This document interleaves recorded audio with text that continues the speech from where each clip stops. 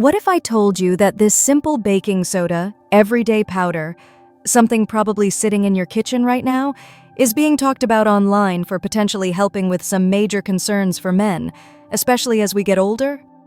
We're talking about things like nagging fatigue, that feeling of slow recovery after just a normal day, worries about circulation, maybe even concerns about vitality and hormone balance. Now, let's be clear up front. Baking soda isn't some miracle cure hiding in plain sight. The internet is full of quick fixes, and frankly, we need to be careful. But could there be a grain of truth, used correctly and cautiously, to some of these ideas? Today, we're going to look critically at some popular ways people are using baking soda, supposedly for men's health benefits after 50. We'll explore the theories behind them, touch on some science, and importantly, its limitations.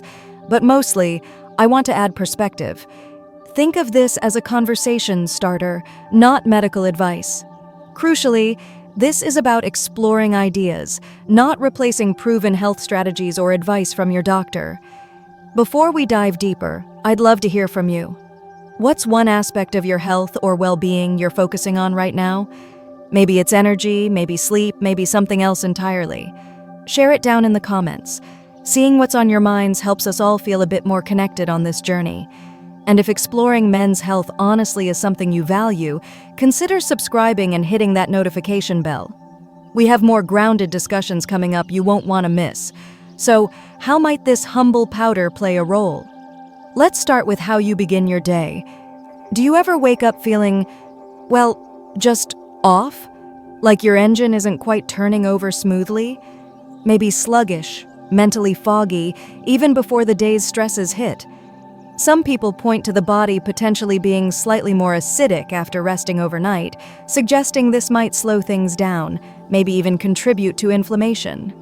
It's a theory. The popular idea floating around is mixing about half a teaspoon of baking soda in a glass of warm water, say 8 to 10 ounces or 250,000 to 300 millimillis, and drinking it first thing on an empty stomach. The theory is that this helps neutralize some of that overnight acidity, creating a more alkaline internal environment. Proponents claim this could potentially support cellular function, maybe improve how your body absorbs oxygen, and perhaps even gently nudge your metabolism. Now, my perspective here, the whole alkalizing diet concept is pretty controversial in mainstream medicine. Our bodies are incredibly good at regulating pH on their own. Drastically trying to change your body's overall pH with food or drinks is likely not feasible or even necessary for most healthy individuals. However, could a tiny amount of baking soda temporarily buffer stomach acid or have some mild localized effect? Perhaps. Some folks report feeling a bit less bloated or having a lighter stomach feeling after trying this for a few days. Could it be placebo? Absolutely. Could it be a subtle effect? Maybe. There was a study back in 2018, Journal of Immunology, that got some attention, suggesting bicarbonate might influence immune cells and inflammation in certain contexts, like rheumatoid arthritis. But translating that directly to general health or testosterone support in healthy men? That's a significant leap. We need far more research. My takeaway? If you try this, keep the amount very small. Too much baking soda can cause digestive upset, gas, bloating, and mess with your electrolyte balance. And it's certainly not a substitute for a balanced diet, good hydration, or addressing underlying reasons for fatigue. Think of it as an experiment, not a proven solution. Have you ever heard of this morning ritual? Let me know your thoughts. But morning routines are just the start. What about recovering from the day's demands? Let's talk about that end-of-day feeling. Aching muscles, maybe stiffness, that sense that your circulation isn't what it used to be, perhaps cold hands or feet. For many men over 50, slow recovery and fatigue are real issues, and poor circulation doesn't just affect stamina. It can impact everything, including blood flow needed for intimacy. A popular suggestion is combining baking soda with Epsom salts in a warm bath. The usual recipe is about a cup of each in a full tub, soaking for 20-30 minutes, maybe a few times a week. The thinking here is multifaceted. Warm water itself helps relax muscles and blood vessels. Epsom salts provide magnesium, which is crucial for muscle relaxation and nerve function, something many of us might be low on. Baking soda, theoretically, might offer a mild alkalizing effect through the skin or help soothe tired muscles. My take? A warm bath, especially with Epsom salts, is a fantastic relaxation tool. The magnesium absorption through the skin is debated, but many people, myself included, find it helps ease muscle soreness and promote better sleep. The heat definitely improves circulation temporarily. Adding baking soda? Honestly, I think its contribution here might be minimal compared to the heat and the magnesium. It might slightly soften the water. There are studies, like one mentioned from the Journal of Applied Physiology, 2020, looking at bicarbonate and recovery, often in athletes. These controlled settings don't always translate perfectly to a home bath. Does it help flush lactic acid? Maybe slightly, but your body does that naturally anyway. Could it improve nitric oxide and vascular function, as some studies suggest? Perhaps indirectly through relaxation and warmth. The real benefit here, in my opinion, is the ritual of taking 20-30 minutes to de-stress, warm up, and relax your muscles. That alone can lower stress hormones, improve sleep, and indirectly support overall well-being, including circulation and vitality. Don't expect miracles, but as a self-care practice, it's hard to beat. Do you find baths helpful for recovery? Share your experience. Okay, moving from physical relaxation, let's touch on hormones, a big topic for men. Ever feel like you're doing everything right, eating reasonably well, trying to stay active, but your energy is still low? Building or maintaining muscle feels harder, and maybe your drive just isn't there. It's frustrating. While low testosterone can be a factor and needs proper diagnosis, sometimes the issue might be more about overall hormonal balance, potentially involving things like insulin sensitivity or chronic stress raising cortisol levels. A concoction you might see discussed involves mixing baking soda, again, maybe half a teaspoon, with apple cider vinegar, ACV, maybe a teaspoon, in water, often taken before a meal. The theory is that ACV might help with blood sugar control and insulin sensitivity. There's some research supporting this, though often modest effects, while baking soda aims for that alkalizing, anti-inflammatory angle again. The hope is that by supporting metabolic balance, you might indirectly support healthier hormone levels. My perspective? Combining an acid, ACV, and a base, baking soda, will cause a fizzing reaction, basic chemistry. You're essentially neutralizing both. What you're left with is mainly sodium acetate and water. Will this dramatically rebalance your hormones or boost testosterone? I'm highly skeptical. While ACV might have mild benefits for blood sugar for some people, and managing inflammation is good for overall health, which can influence hormones, this specific mixture seems unlikely to be a hormonal powerhouse. True hormonal balance comes from consistent, healthy habits, managing stress, quality sleep, resistance training, a nutrient-dense diet, and addressing any underlying medical conditions with your doctor. This combo could also cause digestive upset for some. If you want to try ACV for potential blood sugar benefits, taking it diluted in water before a meal, without the baking soda, might be a more sensible approach based on existing research. Relying on this fizzy mix for testosterone support seems like wishful thinking. What are your thoughts on quick fix health drinks? Let's shift back to circulation, a key theme here. Feeling drained, especially after meals? That afternoon slump hitting hard? Sometimes the root cause isn't just low energy. It could be sluggish circulation limiting oxygen and nutrients getting where they need to go. Muscles, brain, everywhere. One molecule often mentioned here is nitric oxide, NO, which helps relax and widen blood vessels. The idea proposed is mixing baking soda, half teaspoon, with the juice of half a fresh lemon in water, taken perhaps in the morning or before activity. The rationale? Lemon juice provides vitamin C, an antioxidant that is known to play a role in supporting NO production. Baking soda brings its usual proposed benefits, neutralizing acidity, maybe helping oxygen transport. The goal? better blood flow, better performance. My view, vitamin C is definitely important for vascular health and no function. Getting enough from your diet, citrus fruits, berries, peppers, leafy greens, is crucial. Fresh lemon juice is a great source. Does adding baking soda significantly boost this effect? Again, I'm not convinced. The primary driver here would likely be the vitamin C from the lemon. There are studies looking at citrus and no boosters showing benefits, but that's likely due to the compounds in the citrus, not necessarily a synergistic magic with baking soda. A simpler approach? Ensure you have a diet rich in vitamin C and other no-supporting nutrients, like nitrates from beets and leafy greens. Regular exercise is also one of the best ways to boost no production naturally. This drink might be refreshing, and the vitamin C is good, but don't count on the baking soda to be the circulation miracle worker. Focusing on proven methods like diet and exercise seems far more effective. Now, what about sustained energy throughout the day? Why do some guys seem to power through the day while others hit a wall by mid-afternoon?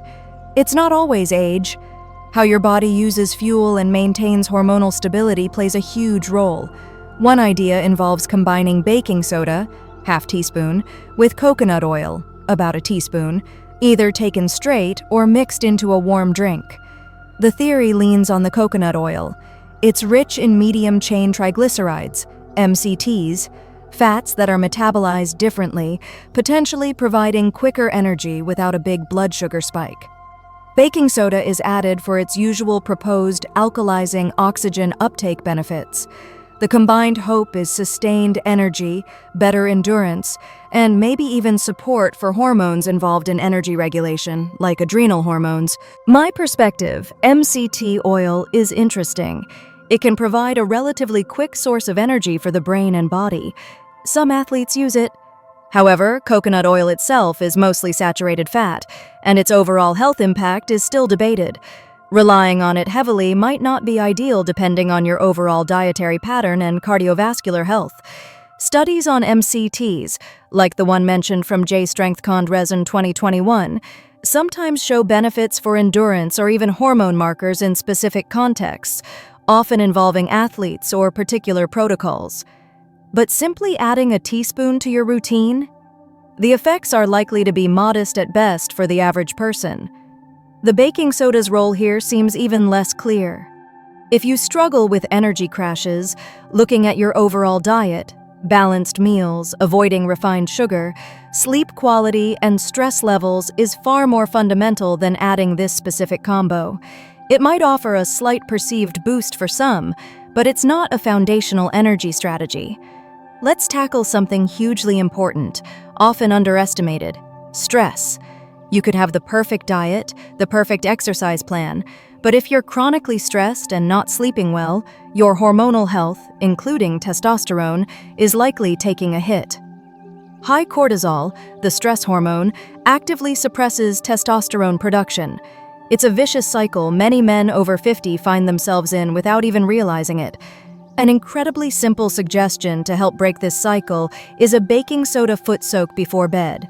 Just warm water in a basin, maybe half a cup of baking soda. Soak your feet for 20-30 minutes, perhaps 3 to 4 times a week. Why feet? The theory involves relaxation reflexes and maybe some mild alkalizing effect through the skin. My strong opinion, this is less about the baking soda and all about the ritual of calming down before sleep. Warm water is inherently relaxing, drawing blood flow down, potentially lowering blood pressure slightly. Taking dedicated time to sit quietly, perhaps read or listen to calming music, signals to your body that it's time to wind down. This absolutely helps lower cortisol and prepares you for better sleep.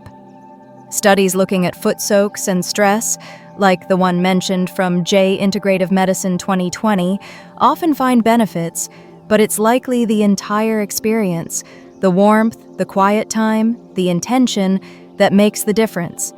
Baking soda might soften the water, which feels nice, but the real power is in the stress reduction practice itself. If stress and poor sleep are impacting you, this is a fantastic, low-cost tool to incorporate into your evening routine. Don't overthink the baking soda aspect.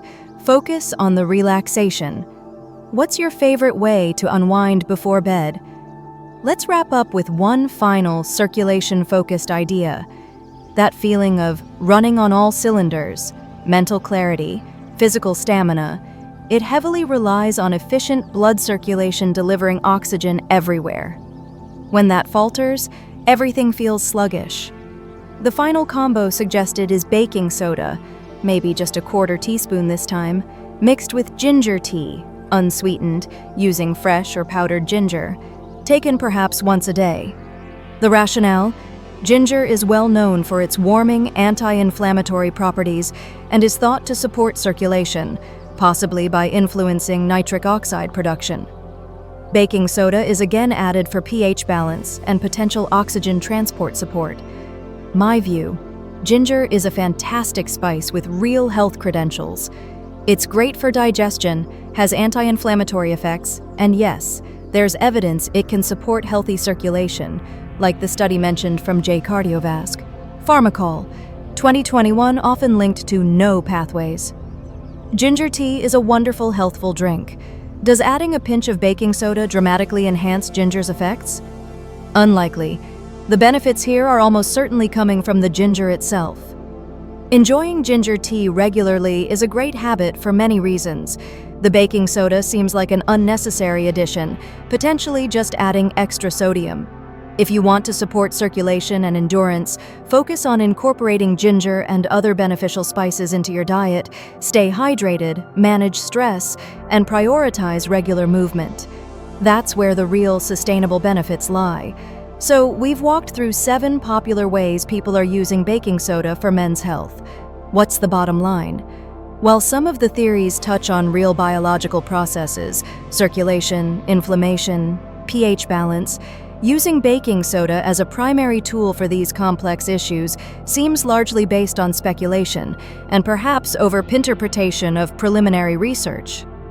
The real benefits often seem linked to the other ingredients used, like lemon, ginger, Epsom salts, or the ritual itself, like a relaxing bath or foot soak.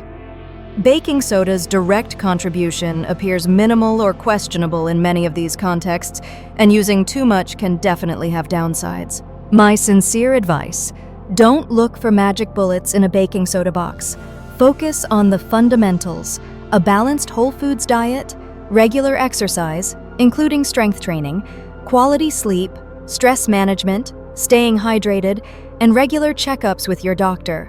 These are the proven pillars of health and vitality at any age.